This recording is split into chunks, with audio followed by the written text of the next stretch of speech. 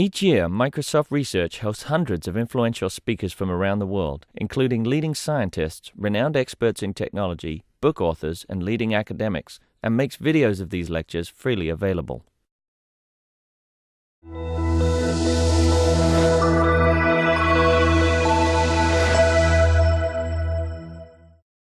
Okay, it's an honor today to have Michio Kaku visiting us. Michio holds the Henry Samat Chair and Professorship in Theoretical Physics at the City College of New York, the famous alma mater where my father attended back in the 1940s.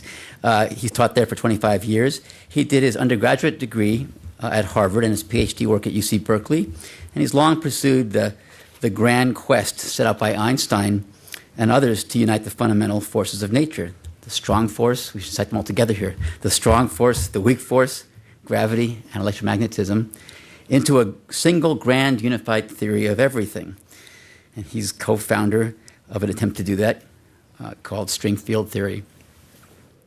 His theoretical physics research has spanned topics including string theory, supergravity, supersymmetry, hadronic physics, and he did about 70 technical articles and several textbooks in his own field in physics. He's also, of course, as you all know, devoted substantial effort and creativity to communicating his excitement about science and implications of science to lay audiences, authoring a number of well-known books, including bestsellers, Hyperspace, The Physics of the Impossible, and The Physics of the Future. And beyond his books, he's written for popular science publications like Discover, Wired, and The New Scientist. He's hosted TV specials for BBC, Discovery Channel, the History Channel, and the Science Channel, and has a couple of fun radio shows, Science Fantastic and Explorations in Science, that you can listen to weekly, or I think sometimes when you have time, as I hear. And he's been also, what I found in researching some of his bio, been very active. I didn't even follow some of this in Science and Society with activities and efforts on nuclear weapons and their danger, global warming, and other challenges we face moving forward. He's here today to talk about his latest book, released just a couple of weeks back, called The Future of the Mind, on the scientific quest to understand, enhance, and empower the mind. This topic resonates with many of us deeply here at Microsoft Research. For many of us, it's the mind that's the big frontier and the big challenge for understanding, as big as any Big Bang ever was. So let me invite Michio up. Let me greet him. Okay.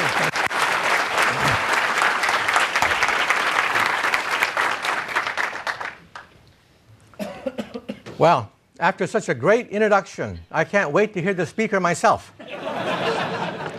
And first time, also let me say that sometimes all these accolades can backfire. Recently, New York Magazine voted me as one of the 100 smartest people in New York. And I thought, wow, what an honor. Later, however, I have to confess, later I found out that Madonna also made that same list. And they told me that next year Lady Gaga is going to push me off the list entirely. What can I say? Well, today I'm going to talk about the future of the mind. And of course, it's very dangerous to talk about the future. Let me quote from that great philosopher of the Western world, Yogi Berra. Yogi Berra once said, quote, "Prediction is awfully hard to do, especially if it's about the future."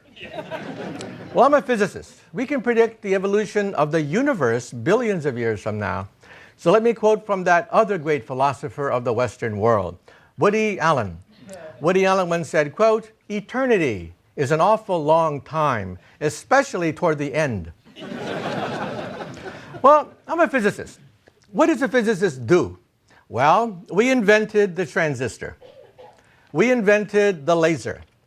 We helped to assemble the first computer and the internet. We wrote the World Wide Web. And along the way, we also invented television. We invented radio, radar, microwaves, and don't forget, we helped to create the space program and the GPS system. And we physicists love to make predictions. When we helped to assemble the internet, one physicist predicted that the internet would become a forum of high culture, high art, and high society. Well, today we know that 5% of the internet is pornography. But that's because teenage boys log on to the internet. Just wait until the grandmas and grandpas log on to the internet. Then 50% of the internet will be pornography. Now, before we begin a discussion of what sits on your shoulders, something that weighs 3 pounds and is the most complex object in the universe. Before I begin a discussion, you may be saying to yourself, well, what's the difference between the physicist, the chemist? Well, let me tell you a little story. During World War II, the Nazis captured a group of American scientists and called them spies, and they were going to be executed by firing squad. So they put up a geologist, a physicist, and a chemist about to be fired away by execution. Well, they aimed their rifles at the geologist, and the geologist suddenly said, "Earthquake! Earthquake!" Well, in the chaos, the geologist snuck away and escaped. Well, now it was the physicist's time to have him shot. So the Nazis raised their rifles at the physicist. And then the physicist said, "Lightning! Lightning!" And again, chaos, everyone ran off, and the physicist escaped. And now it was the chemist's turn. They turned their rifles at the chemist, and the chemist said, "Fire! Fire!"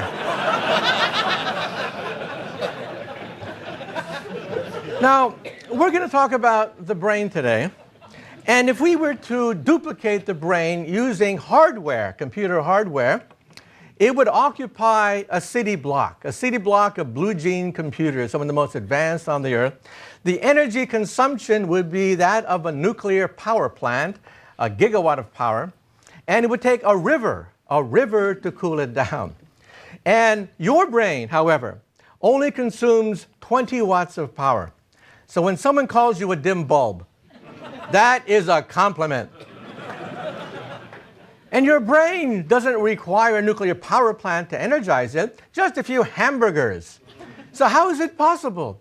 And now, because of modern physics, we've learned more in the last 5 to 10 years than in all of human history. You know, when I was a kid, I used to love reading science fiction. I read about telepathy, that is, reading minds. I read about telekinesis, moving objects with the mind. I read about recording memories. I read about photographing dreams. However, I tried very hard to read people's minds, and I finally came to the conclusion that maybe telepaths do exist, but I wasn't one of them. Well, today we can do all of the above. I will show you how we photograph thoughts, photograph dreams. One day you will push the play button and see the dream you had the previous night. I will show you how we can record memories, about how we can move objects with the mind and read minds. All this because of advanced physics just in the last 5 to 10 years. And this is my previous book, a New York Times bestseller. They used to say that the word physics would never, ever enter the New York Times bestseller list. I did it not once, but twice. Physics of the impossible goes not just 50 years into the future, it goes 500 years into the future. When we might have starships, we might have teleportation, we might even have time machines. And in this book, I answer the question, according to Einstein's theory, is it possible to go backwards in time and meet your teenage mother before you're born and she falls in love with you? Well, if your teenage mother falls in love with you before you're born, you're in deep doo-doo if that happens. Well, there's a lot of interest in the mind, because I'm proud to announce that my book, The Future of the Mind, is now number 4 on both the Barnes & Noble and the Amazon list of bestsellers in the United States. So it's already, and it's only been out for 1 week. So the 2 greatest mysteries in the universe. One of them is the origin of the universe, which is what I do for a living. I'm the co-founder of string field theory. And one day we hope that string theory will answer the question, why did we have a Big Bang anyway? The other great mystery is what sits on your shoulders, the most complex object known to science for the first time in history now, revealing its innermost secrets. And you probably heard President Barack Obama in last year's State of the Union address shocked the scientific community by announcing the Brain Initiative. You realize that the Human Genome Project It only cost $3 billion. It mapped all the genes of our body, and it has opened up huge areas of genetics and medicine. The next big project, already devoted $1 billion from the European Union and the United States government into this project, is the Brain Project, to create a map of every single neuron in your body, which means that one day we will understand mental illness, one of the greatest afflictions of humanity, and perhaps even create not just a disk of the genome, but a disk containing your connectome. Every single neuron, all your memories, your desires, your hopes, dreams, encoded in a connectome. And if you have your genome and your connectome on two disks, and you put them together, then you may even have, in some sense, a form of immortality. This raises theological, ethical, religious questions. Who are you anyway?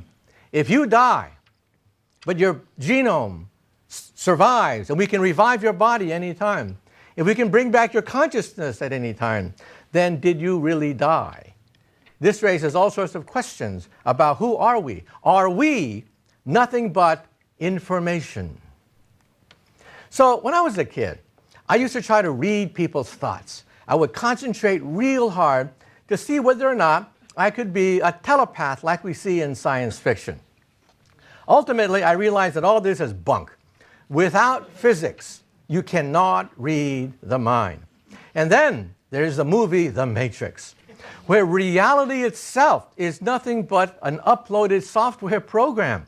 Everything you see around you is fake. This is The Matrix. In fact, let me ask you a question. Late at night, just before you go to sleep, have you ever had that weird, bizarre thought that maybe the Matrix is right? Maybe the reality you see is an illusion. Maybe it's a software program. Maybe you are the only one that's really real. Ever had that thought late at night?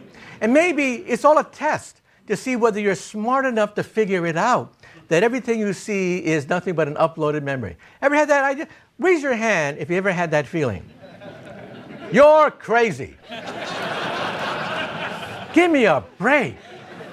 You think you're the only one in the universe? I'm the only one in the universe. I'm in bed right now. I'm just about to go to sleep. You are nothing but an uploaded memory. Now, is that possible? I will show the answer is yes. Last year, the first memory was successfully uploaded into a brain. I'll talk about that. Something that happened just last year. And then here's the former governor of California. That's what happens when you have a marriage uploaded into your memory. His marriage with Sharon Stone was uploaded into his memory, and there he is, okay, reacting to that. In fact, if you saw the movie, it's a very clever movie. Throughout the entire movie, Arnold Schwarzenegger is the good guy. You identify with him. He's the good guy battling the bad guys. Then at the very end of the movie, you find out that he's really the bad guy with all the good guy memories implanted into his mind. This is the only movie I'm aware of in which the hero and the villain are the same people.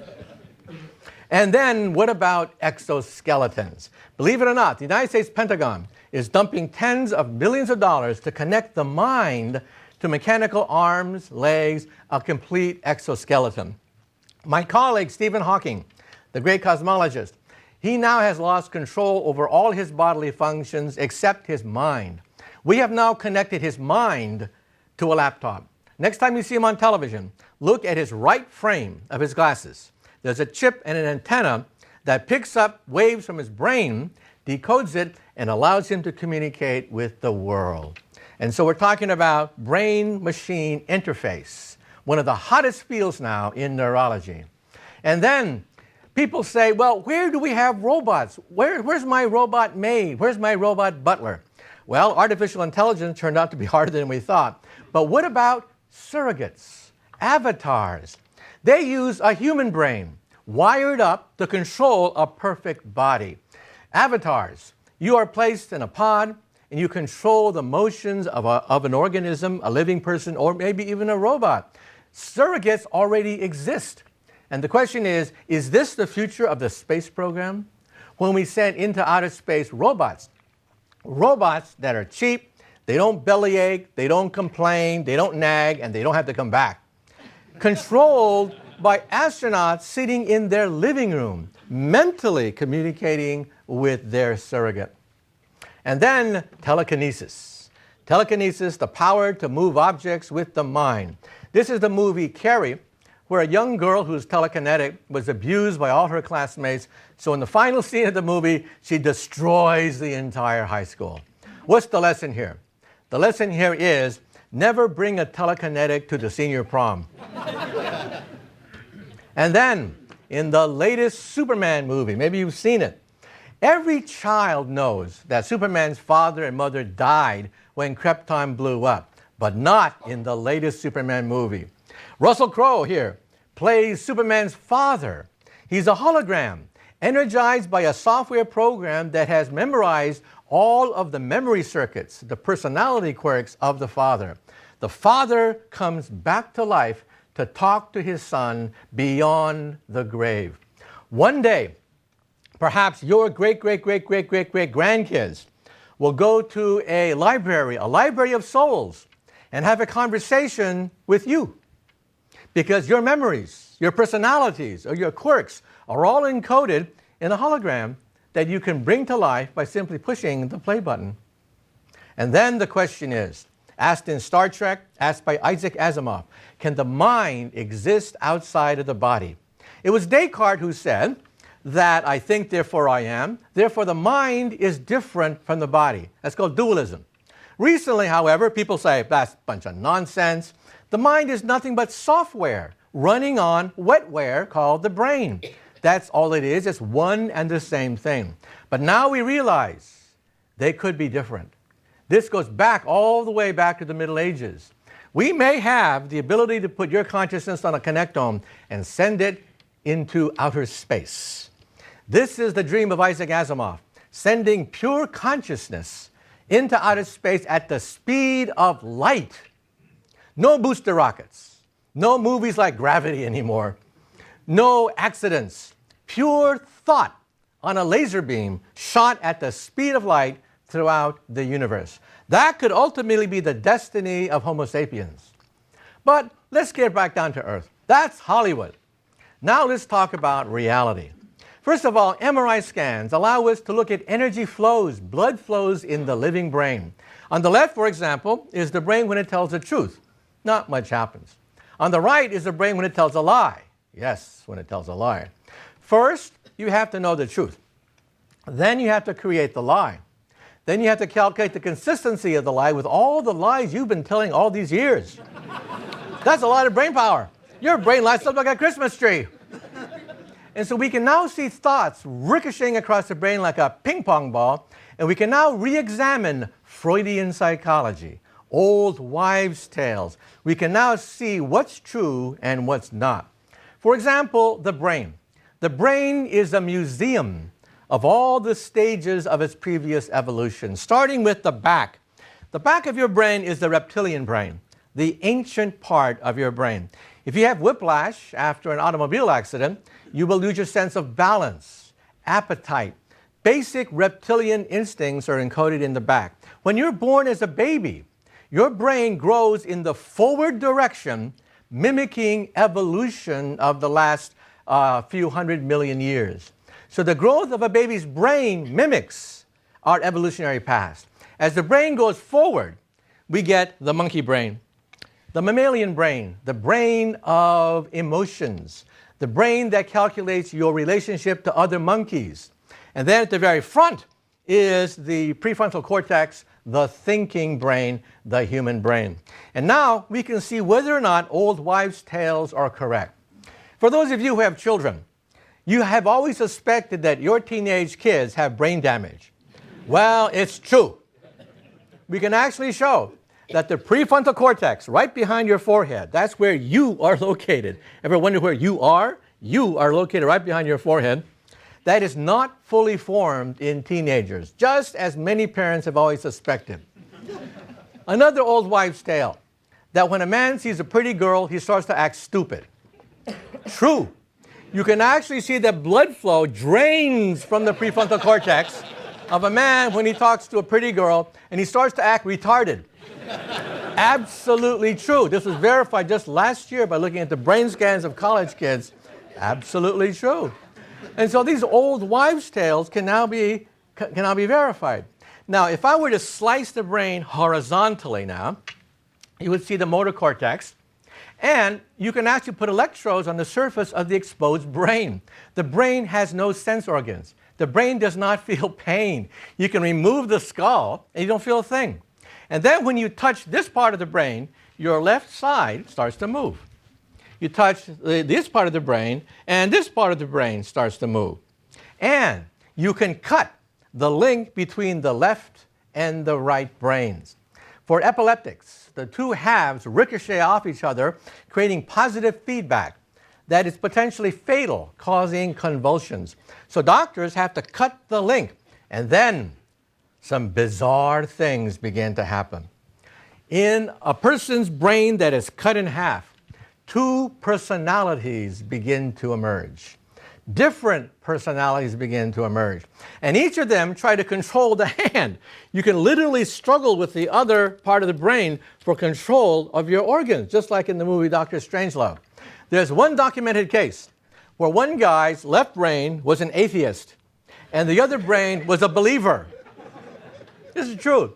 You can imagine that one day we're going to find somebody whose left brain is Republican and his right brain is Democrat.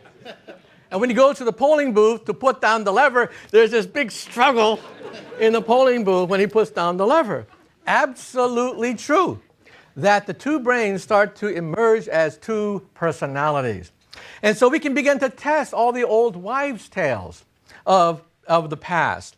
Now, in the old days, we used to put electrodes on the surface of the brain, and what came out was nonsense, gibberish, very, very complicated, all the average radio waves coming out.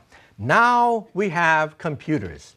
Now we have MRI scans, and so we don't use this old dated technique anymore. However, with computers, you can actually make this sexy. On the upper left is Neurosky, where toys are now controlled by a headband, and you can go from one level to the other level in a video game mentally by mentally controlling the pictures. And in Japan, this is the rage of Japan on the right. It's a headband with two ears on it. When you meet someone at a party who's very interesting, your two ears go like this. When you meet someone who's a dud, a real jerk, a real bore, your ears go like that, okay? So you will always know if you're making an impression on somebody at a party, and you will always know whether or not you're going to go home alone that night.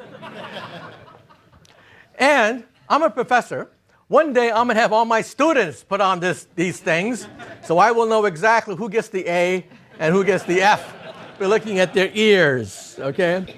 Anyway, this is the rage in Japan. And on the lower left, people are already saying, well, look, if this technology is that advanced, why not replace the mouse? Why not mentally commune with a PC? In the future, we may walk into a room, control the lights, the temperature, your humidity, the internet, turn things on, and even control cars. Cars will drive themselves probably by the year 2020. And why not drive your car mentally? All these things might be possible, but of course there are some hiccups that we have to negotiate still. But yeah, this could be the future whereby we control things mentally. And as I said, it will be sexy. Madison Avenue is going to get a hold of this. All of a sudden, fashion models, all of a sudden the leaders of culture will start to have these headbands and deal with things mentally. And then here is my colleague, Stephen Hawking. He is paralyzed. He's lost control of his fingers now. He simply blinks when he wants something. But now, on his right frame, we have connected him to a laptop computer. Here's how it works. Sometimes we take a chip about the size of a dime and put it right on top of the brain. This is what we do at Brown University. And the chip goes right on the part of the brain that governs the motor cortex. It is then connected to a laptop computer that understands the impulses. For example, if you move your hand to the right, The chip registers the electrical impulses of moving your hand to the right, and it knows to move the cursor of a screen to the right. So eventually, the laptop gets a dictionary. You move your hand to the right, the cursor moves to the right. It gets a dictionary of motions, and then by mentally thinking, just by thinking, moving your hand to the right, the cursor will move to the right. So, this gentleman here is totally paralyzed. He had a massive stroke. He cannot talk to his loved ones, and yet we've connected him to a chip, to a laptop, to his wheelchair. He can now move his wheelchair. He can surf the web. He can write email, answer email, play video games, operate household appliances, and he is totally paralyzed. We can also do this with mechanical arms. This lady here can only communicate by blinking. Blinking is the only way she can communicate with the outside world. Again, at Brown University, they hooked her up to a mechanical arm, which can, in principle, write. She can write messages. So the gift of mobility is with us. And the military is now dumping tens of millions into something called revolutionary prosthetics. This gentleman here, along with thousands of others, have lost arms, legs because of roadside bombs in Iraq and Afghanistan. We are giving them the gift of mobility. These arms are the most advanced arms ever created at Johns Hopkins University under contract with the Pentagon. You can pick up an egg with these things. You can fist bump, you can high five, anything an ordinary person can do, you can do mentally.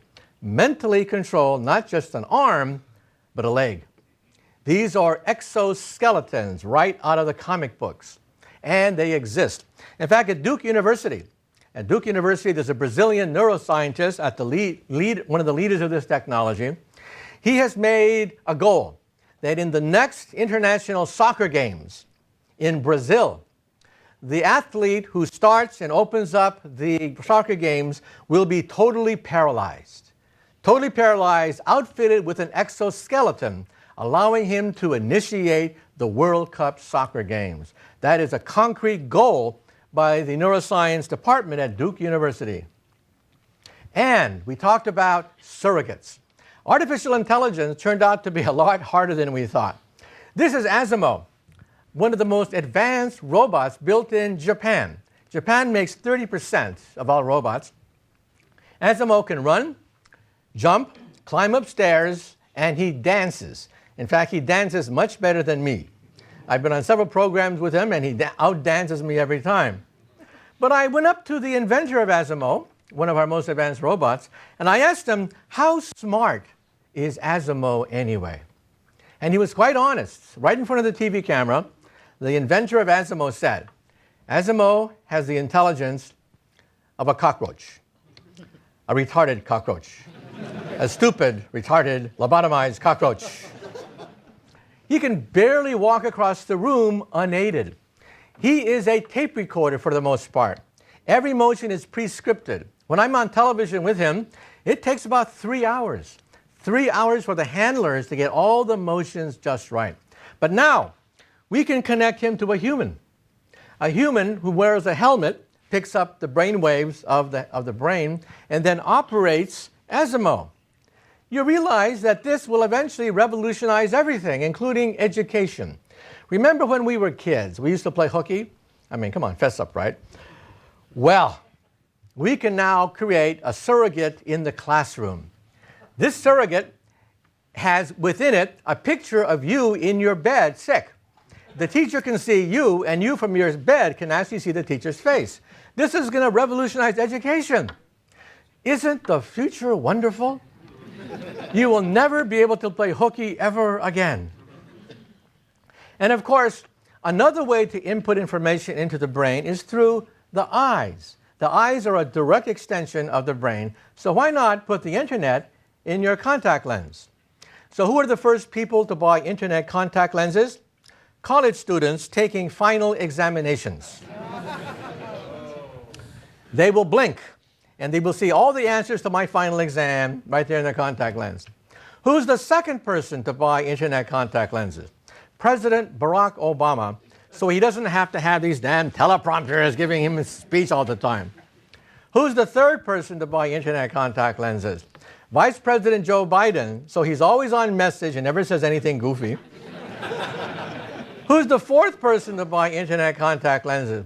Well, if you fell in love with somebody, but you're tongue-tied because you can't recite poetry, you can't say, oh, your eyes are like the sky, your lips are ruby red, never fear. The Romeos of the world will buy these contact lenses, and they will always have poetic words just gushing forth from their mouth.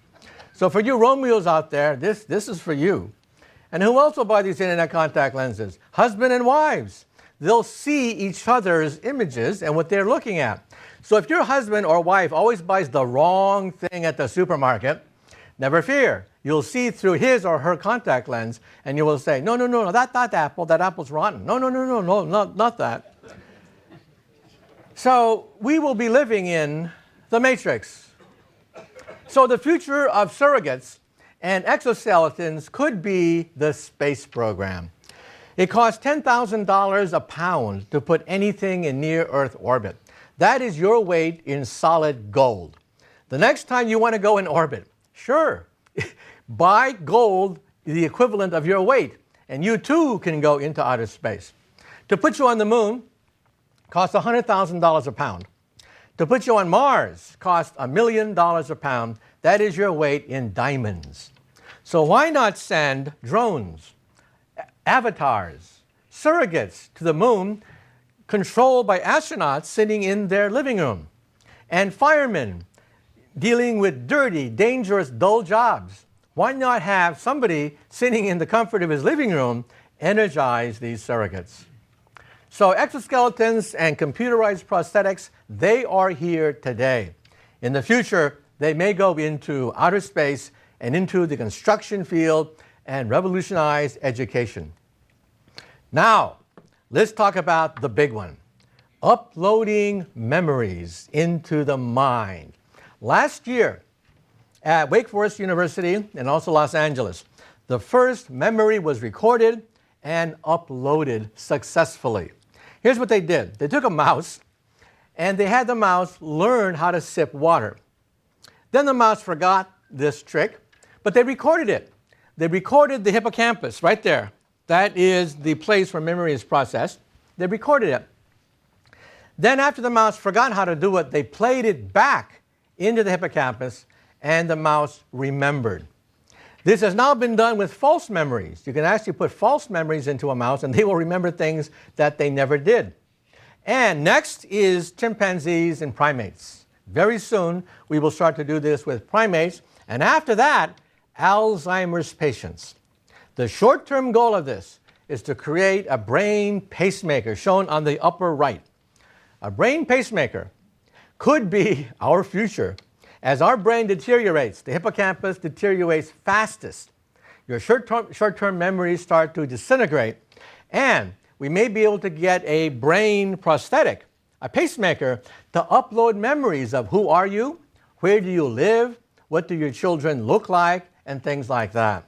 And then even beyond that, maybe, just maybe, we'll be able to upload a vacation you never had, or courses you flunked in college. Workers will be able to learn new skills as technology progresses by uploading the memories necessary to master a new technological skill. This could affect the job market. Students can learn calculus by pushing a button. Okay? This also raises legal questions, because what happens if a criminal uploads a false memory into your mind? Now, there's the hippocampus in the middle. When it is damaged, you lose the ability to form long-term memories. The most famous case was Mr. H.M. many decades ago. He had an injury during surgery, and he lost his long-term memory. When you greeted him, in fact, I was on a TV program with him once. When you greet him, he shakes your hand and says, oh, hello, how are you? Then later, he forgets that he ever met you. And he starts all over again. Hello, glad to meet you. And he did this for decades. Once, when he was an old man, he saw himself in a mirror, and he was horrified, because he thought he was a young man, saying, hello, how are you, every time someone came in the door. He was an old man. He was horrified. But then he forgot the memory of being horrified, and it was back to hello, hello, hello, how are you again? In fact, his story is so strange, it's been made into 2 movies. 50 First Dates with Drew Barrymore and Groundhog Day with Bill Murray. 2 movies about the man who relives that same moment over and over again. That's what happens with damage from the hippocampus. And now at Berkeley, what they're doing is something that is outrageous. Videotaping a thought. How can you videotape a dream? Well, here's how you do it. This is the brain in an MRI scan. You analyze it for 30,000 centers of electrical activity, and you get 30,000 dots. These 30,000 dots represent a map of energy flows in the brain. Then a computer program recognizes these dots and has a dictionary, and from it creates a picture of what you are looking at. MRI machines today are huge, bulky, but in the future they're going to be a lot smaller. On the right, an MRI machine built in Germany the size of a briefcase. The size of a briefcase. According to the laws of physics, the smallest MRI machine that is compatible with the laws of physics is this big. You will have one day an MRI machine in your medicine cabinet. You will have more computer power in your medicine cabinet than a modern university hospital, according to the physicists who built that thing on the right. And here's how we do it. We MRI the brain, look at electrical activity, construct a matrix of 30,000 dots, and a computer program prints this out. These are some of the first pictures of a thought. On the left is Steve Martin. Next to it is the mental image that you create of Steve Martin in your mind, recreated as a photograph. And we can do it for many kinds of objects. Again, these pictures are fuzzy, but hey, look, it's only 30,000 dots. A typical picture may have up to 1 million pixels. On the left, an elephant, a person, an airplane. And then, when I went to Berkeley and I interviewed these people who are doing this experiment, I asked them what happens if you fall asleep. And they said, yes, they have fallen asleep in this machine. The MRI machine keeps on chugging away and creates an approximation of what you are dreaming about. This has also proven another old wives' tale. There's something called lucid dreaming. Lucid dreaming is when you are awake, when you are dreaming. You know you are dreaming. You can actually walk and control the direction of the dream. How many people in this room have ever, at some point in their life, felt that they were awake even in the middle of a dream? Raise your hand.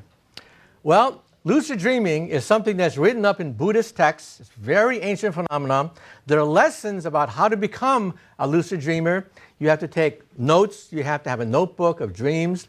And in Germany, West Germany, last year, they proved it's correct. They took a lucid dreamer, put him in an MRI machine, and he controlled the direction of the dream. And so Leonardo DiCaprio, in the movie Inception, the movie is not so far-fetched because we might be able to actually redirect the direction of a dream. And now, let's talk about President Barack Obama's initiative. Why does the President of the United States want to dump with the Europeans $1 billion to create Brain 2.0, a disk that mimics your brain, like the genome? Because the short-term goal is to understand mental illness. You realize that many familiar people from Hollywood, from the music industry, suffer from bipolar disorder. On the upper left is Margot Kidder of the Superman movies. Several years ago, she was found wandering stark naked behind garbage cans as a homeless woman. She suffers from bipolar disorder, as many famous actors and actresses, including Princess Leia of Star Wars. Well, we can brain scan these people now, and we find something amazing. When you talk to yourself, your left temporal lobe is excited and generates voices. That's how you talk to yourself. But in these people who are schizophrenic, they generate voices without their permission. Without their knowledge or permission, voices are generated in their mind. If one day a voice all of a sudden erupts in your mind without your permission, you would think you are mad. That is madness. And we see it in schizophrenics under a brain scan. And we can now look at history through the lens of brain scans. This is Joan of Arc. She said she talked to God. It turns out that if you suffer from epileptic lesions, about 10-20% of people who suffer from epileptic lesions suffer from hyper-religiosity. They see ghosts, demons everywhere. If it rains, it's because it's punishment. If you fall down, a demon pushed you down. They suffer from hyper-religiosity. And it's now possible to create a helmet and induce this effect deliberately with the flick of a switch. This is called the God helmet. The God helmet, you've probably seen it on TV. There have been specials about it. The God helmet beams electromagnetic radiation into the mind, duplicating this effect. And you feel that you are in the presence of a great spirit. And so what did these scientists do? They decided to get an atheist and a believer and put them in the God helmet. The atheist was Richard Dawkins. Richard Dawkins, the biologist, he's a famous atheist. They put the God helmet on him. And then they put the God helmet on nuns to see whether you can shake their belief in a deity. Well, afterwards, they interviewed Richard Dawkins. Do you believe in God? After having the sensation of being with the eternal being. And he said, no, he's still an atheist. But the nuns said something interesting. The nuns' belief in God was not shaken.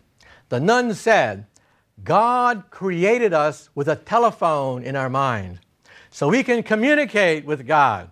And therefore, they saw the God helmet as proof of God's grace. The point is, you can't win. You're not going to change. You're not going to change anyone's belief with something like a God helmet. But now, let's talk about super genius. Let's talk about humans who are off scale, superhuman abilities. This gentleman here has taken a helicopter ride over New York City Harbor, including Manhattan, and has drawn the entire harbor, including all of Manhattan, from memory from one helicopter ride. And if you want to see it, go to New York City, Terminal 1 JFK Airport.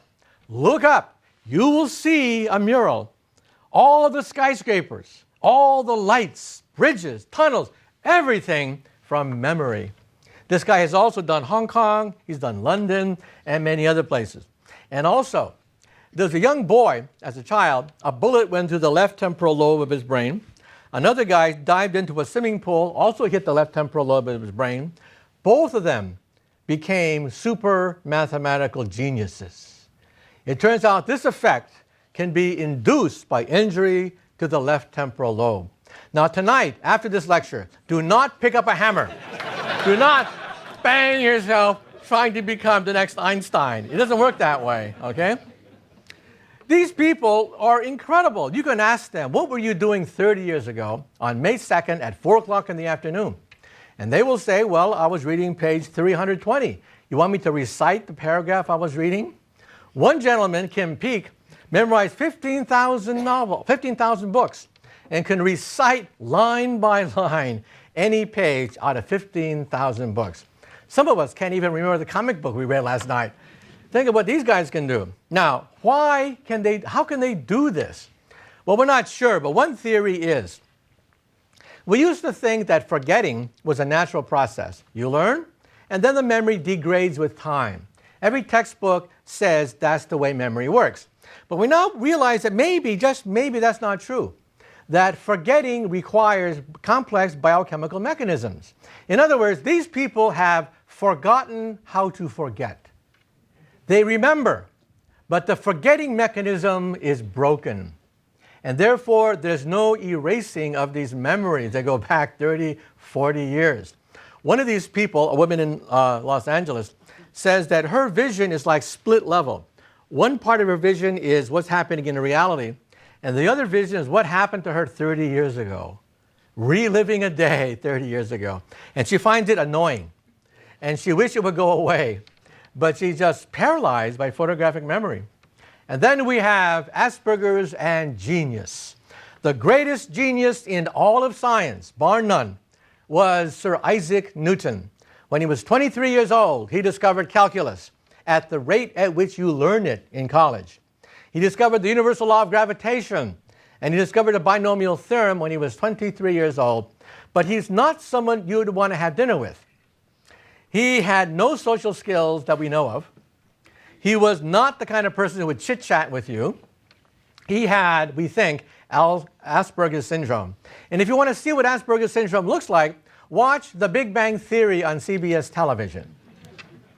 Many Nobel Prize winners, Paul Dirac, creator of quantum field theory, he also perhaps suffered from Asperger's syndrome. And then there is Albert Einstein. His brain is still with us. In 1955, when Albert Einstein died, the doctor doing the autopsy kidnapped the brain, took it home, put it inside a jar in his living room for about 30 years, drove cross country in a Buick with Einstein's brain in a mayonnaise jar. Amazing what Einstein's brain had to go through. Now it's at Princeton University, and the brain is a little bit different. If you go through my book, I give you the details of how Einstein's brain is a little bit different from our brain. And now we can also reanalyze Freudian psychology. Freud talked about the unconscious mind, and we now realize that the mind is like a large corporation. A large corporation has a very small nerve center, a CEO, but the CEO does not have to know everything that's happening in the mailroom. Therefore, most of the brain's activity is unconscious, like a large corporation.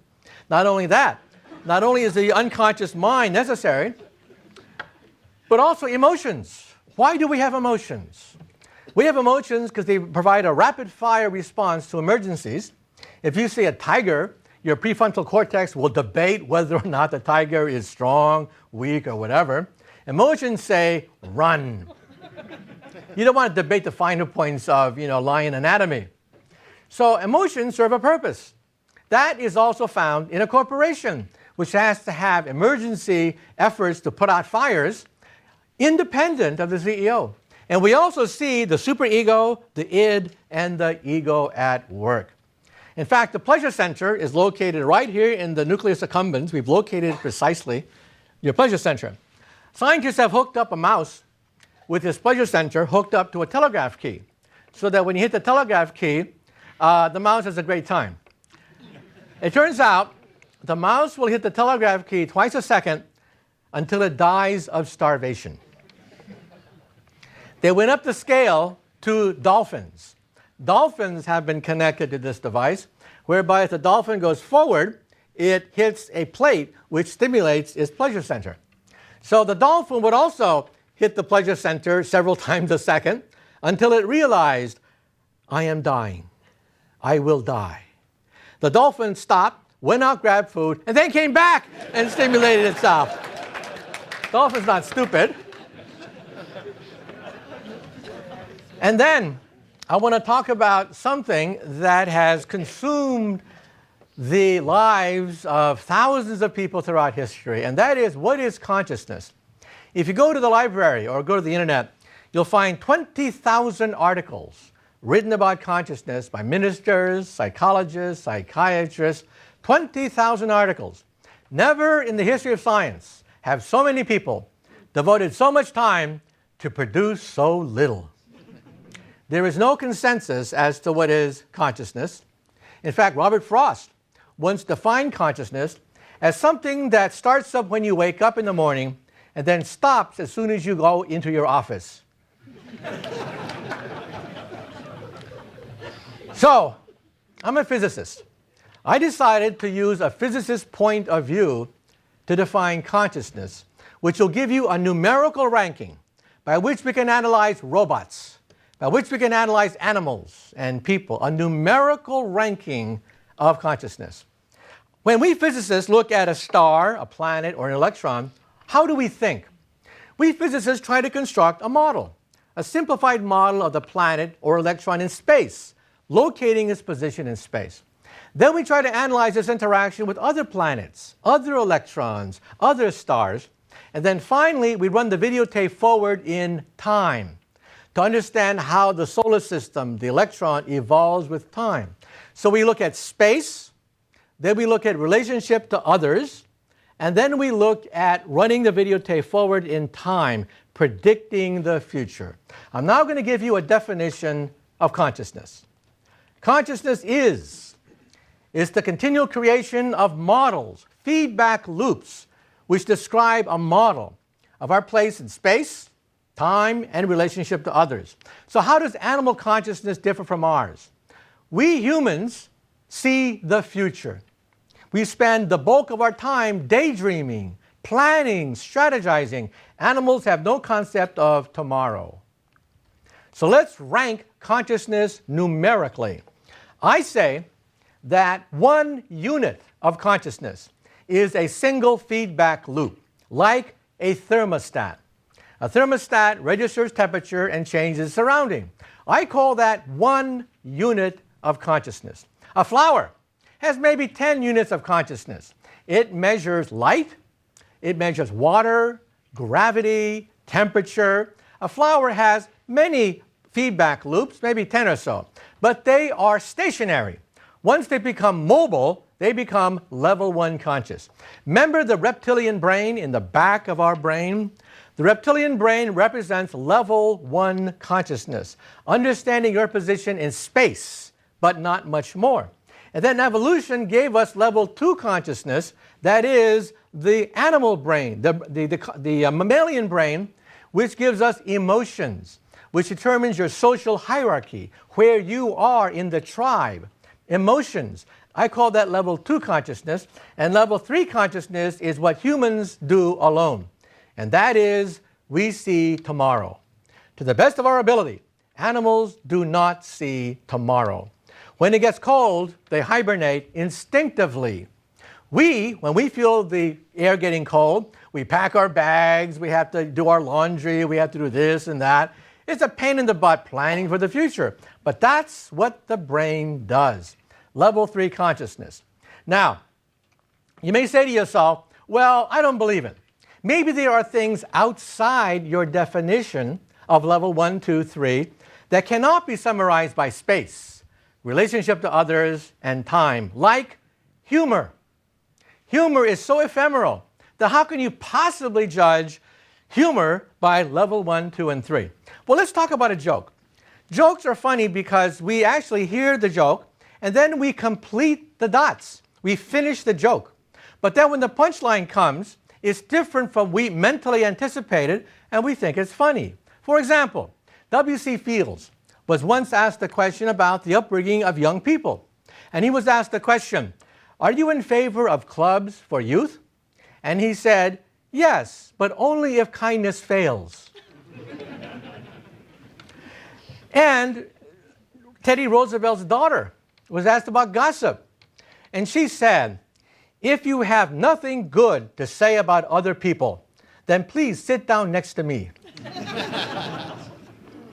And the Bible says, do unto others as you would have them do unto you, except do it first. Now, why are these, quote, funny? Because when you hear about kindness towards children and clubs, are they good for children? You say, yes, you complete the dots. Your brain automatically predicts the future. The future is, yes, clubs are good for people, for young people. But then W.C. Fields twisted by saying, only if kindness fails. Then we would use clubs on kids. So there's a twist. And your mother told you that if you can't say anything nice about somebody, then don't say anything at all, right? Your mother told you that. And then the twist is when it's not what you thought. And when you deconstruct it, it's not funny anymore because you know the ending. Once you know the ending, it's not funny anymore. And so what I'm trying to tell you is the essence of humor is level 3 consciousness. Why are jokes funny? Because they violate the level 3 consciousness. And evolution means that we have to anticipate the unexpected in the forest. We had to know all sorts of bizarre endings if we're going to survive in a jungle where everything is unexpected. That's why humor was very important for our existence. And now, let's talk about robots. What level consciousness do robots have? Well, I think it's kind of obvious. Robots, like Asimov, have the intelligence of a cockroach. They can barely figure out where they are in a room. Many robots take about 6 hours for them to walk across the room. Does that remind you of any of your friends, any of your relatives? 6 hours to walk across the room. Therefore, are robots conscious? And the answer is yes. They have level 1 consciousness. They can barely understand their location in a room. However, sometimes we think that robots will eventually have emotions. So the beginning of emotional robots is taking place now. A little bit of level 2, but not much more. So we see how primitive robots are. They're at level 1. They can barely navigate across the room. They have a little bit of emotions. They can smile, but not much more. But no level 3. Now you may say to yourself, now wait a minute. Computers can evolve black holes. Computers can evolve solar systems. Yeah, in only one dimension. Only one dimension can computers simulate the future. Now this also means, if this theory is correct, it means we can rank intelligence as well. IQ exams don't work very well. People with high IQ as children, many of them wind up as petty criminals, marginal individuals, losers in society. So what is the only indicator of success that psychologists have found that is reproducible, testable, falsifiable in children that lasts for 30 years? There's only one characteristic that children have that you can measure that correlates with success 30 years after the test was done. Does anyone know what that one characteristic is? Psychologists have done this test over and over again, tracked these kids for decades. It is delayed gratification as seen by the marshmallow test. Do you want a marshmallow now or 2 marshmallows an hour from now? And what is the essence of delayed gratification?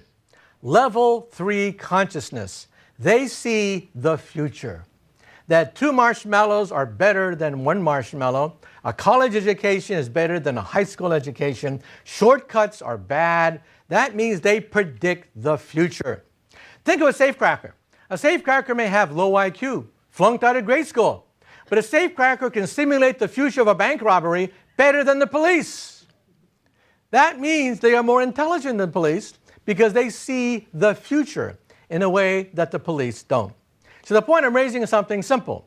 Robots have a long ways to go. They're not at level 3. They're at basically level 1, like a cockroach. But that doesn't mean that they can't eventually become intelligent. Who knows? Maybe one day, late in this century, robots will become smarter than us. It's possible. In which case, they may put us in zoos, put us behind bars, throw peanuts at us, and make us dance behind bars. I say when that comes, let us put a chip in their brain to shut them off before they get murderous thoughts. Let me now wind up on the following note. We talked about the brain project of Obama. But if we can create a disk with your connectome on it, and you die, your connectome lives on. And so then the question is, did you really die? Well, it depends on how you define you. If you are a biological entity consisting of wetware and a mind, then yes, you have died. You are gone. But if all your memories, your personality, your hopes, dreams, your genome survives, then did you really die? In some sense, no. But that assumes that you are information. And if that's true, then maybe one day we will have a brain net. A brain net. Perhaps within the next decade or 2 decades, we will have not just digital sent on the internet, we will have emotions. We will have feelings, memories sent on the internet. Teenagers are going to love it. On Facebook, they'll send emotions ricocheting across Facebook, memories of their first kiss, memories of their first date. I mean, it's going to explode. And your kids are going to say, Mom, Dad, you lived in a world where the internet was digital? How could you? How could you live in that world? No feeling, no emotions, no experiences. Well, it's coming, a brain net. And the movies. Why is it the movies and the Oscars always talk about a flat screen with sound? I mean, think about it. Isn't that stupid? Everyone making all this hay about a flat screen and sound. Why not send emotions through the entertainment channels? Why not have full immersion entertainment? That could be the future of entertainment. And Isaac Asimov's favorite short story was sending consciousness into outer space. Maybe one day we'll take the connectome. It only has a zettabyte of memory. Put it on a laser beam. I calculate how big the laser beam would have to be, and shoot it into outer space at the speed of light. This could be our ultimate destiny, to explore the universe as beings made out of pure energy, all consistent with what is known about the laws of physics and the laws of computer science. And now I'd like to end on one note and then take a few questions. When I was a child, my role model was Albert Einstein. And my favorite Einstein story is this. When Einstein was an old man, he was tired of giving the same talk over and over again. So one day his chauffeur came up to him, and the chauffeur said, "Professor, I'm really a part-time actor. I've heard your speech so many times I've memorized it. So why don't we switch places? I will put on a mustache, I will put on a wig, I will be the great Einstein, and you can take a rest to be my chauffeur." Well, Einstein loved the joke, so they switched places. This went along famously until one day, a mathematician in the back asked a very difficult question. And Einstein thought, oh, the game is up. But then the chauffeur said, that question is so elementary that even my chauffeur here can answer it for you. Thank you very much. You've been a great audience.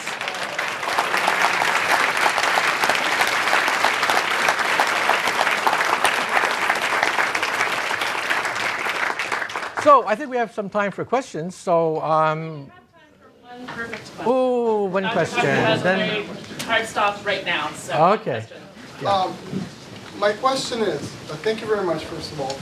How is digital brain connected to biochemistry of our body? Because a lot of things, a lot of like neurons are triggered not by anything else, but you know, some hormones or some, let's say, our body that triggers. Yeah, you ask a very important question. First of all, is the brain a digital computer? For 50 years, we thought yes, and the answer is really no. In some sense, we run a wild goose chase for the last 50 years, thinking that the brain is a digital computer or a Turing machine. A Turing machine has inputs, outputs, and a program. But the brain has no operating system. The brain has no programming. There's no Windows. There's no Pentium chip. There's no CPU. There are no subroutines. Nothing. There's nothing in a computer that even vaguely looks like a digital computer. So what is the brain? The brain is a learning machine. It is a neural network of sorts which rewires itself after learning every task. Therefore, it does use some digital, some analog, and a combination. But as you correctly pointed out, reading what these neurons do is beyond our capability.